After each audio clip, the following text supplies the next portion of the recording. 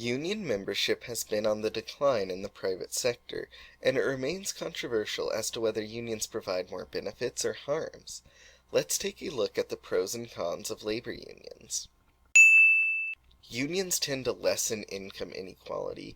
Unions give workers more negotiating power, allowing them to get a greater share of companies' earnings. When union membership has been high, such as in the 1950s, the rate of income inequality has been low. Unions tend to provide better wages and benefits. Unions use their bargaining power to gain greater wages and to secure benefits, including both tangible benefits, such as health care, retirement, and paid time off, as well as more intangible benefits like job security.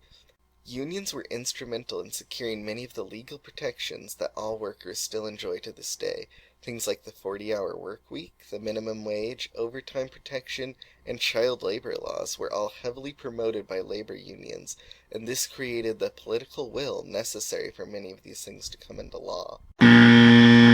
If you are a member of a union, you will have to pay dues every year that are typically a few $100s that go to fund the operation and organization of the union. This takes money out of your pocket. However, in many cases, the union will make up for it by having higher wages. Unions can make it more difficult to discipline or fire incompetent or underperforming workers.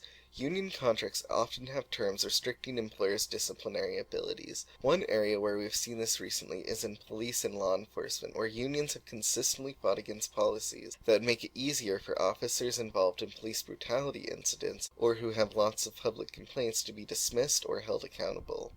Unions tend to promote seniority protection. Union contracts tend to give the most senior members of the workforce the most protection when layoffs happen. This means that even if you are a highly skilled and more effective junior worker, you will still likely lose your job.